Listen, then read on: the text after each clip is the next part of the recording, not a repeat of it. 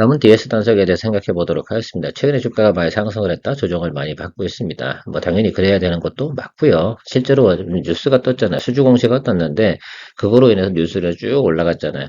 그거 뭐 공급을 시작을 한 건 아니잖아. 12월부터 공급을 처음으로 다 생산 공급을 시작을 한다. 이런 내용들이 이미 기사에 나와 있는 내용이기도 하고요. 최근에 보면 뭐 대주주가 또 뭐 장남이죠. 60억 원 주식도 매도도 하고 뭐 그런 내용도 있었습니다.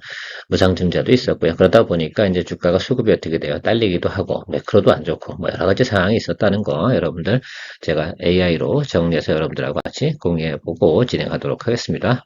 동사는 국내 첫 바이오 항공유 원료 공장 준공 및 국내외 메이저 정유사들과 사업을 진행하고 있으며 매출 비중은 24년 2분기까지 바이오 에너지 63.38%, 배터리 리사이클 23.11%, 플라스틱 리사이클 6.39%, 세 개의 사업 부분이 유기적으로 아우러져 DS 단석의 성장을 견인하고 있다.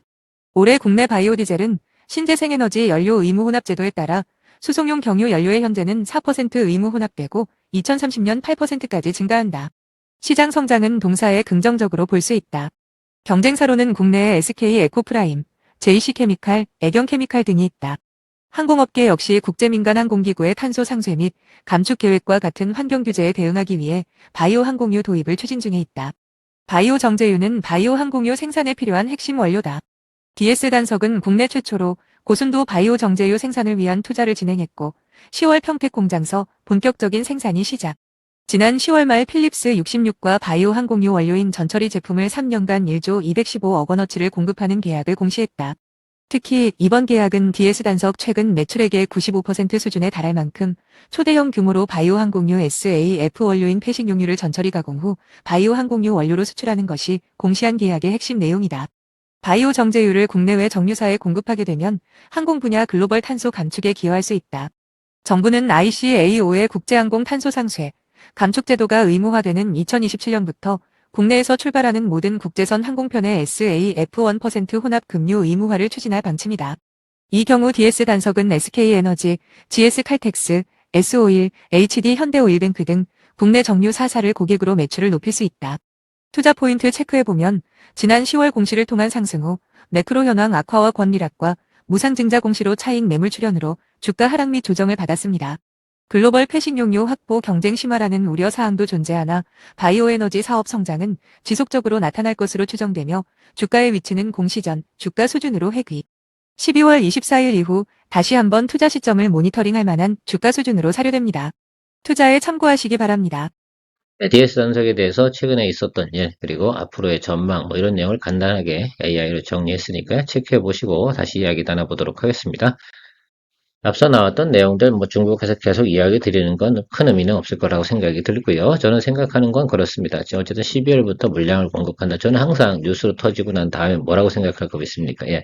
매출이 나오기 시작하는 거, 그때부터 주가가 슬슬슬슬 올라가는 그런 모습을 좀 생각을 해볼 수가 있겠습니다.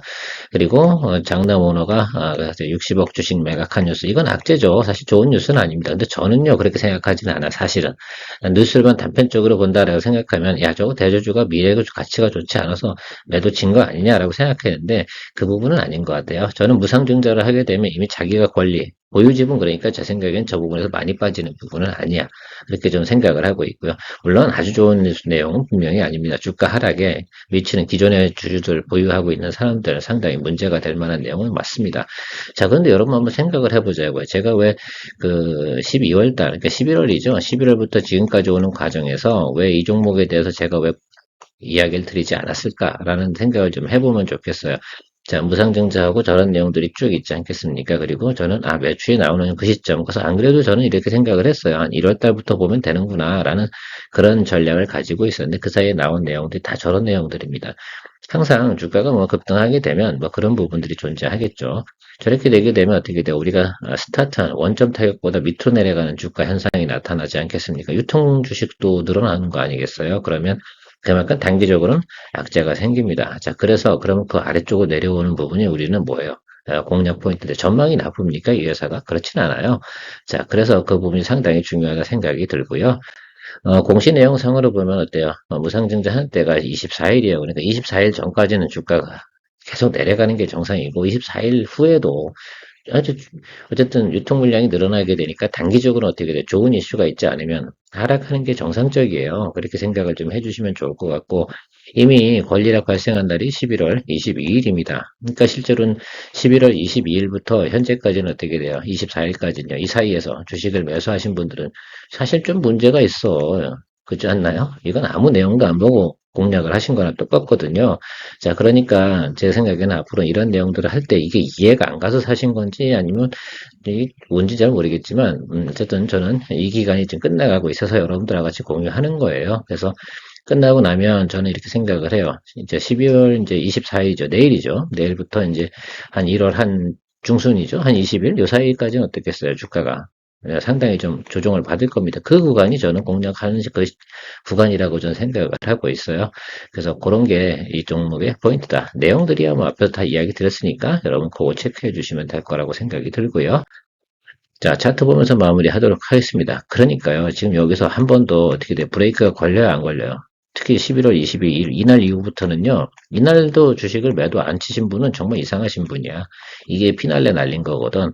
그래서 공시가 이렇게 탁 나왔잖아요. 그러면 이게 다 표시가 뜨는데 이 권리락이라고 이렇게 표시가 뜨면 뭐가 있었나? 라고 체크를 해주는 게 당연히 맞지 않아요? 그렇죠? 그렇지 분명히 그게 맞을 겁니다. 자, 그러면서 주가는 그날 많이 오르는데도 어떻게 되어가 있더라. 예, 그렇죠. 마지막으로 털고 나가는 내용이지 않겠습니까? 그래서 이거는 직감적으로 알아야 되는데, 오래 하신 분들은 다 알아요. 그래서 앞으로도 여러분, 저렇게 관리랑 뭐가 뜨잖아요. 그럼 뭐지? 뭐가 있었나? 이렇게 한번 공시 내용을 체크하는 게 상당히 중요할 것 같습니다.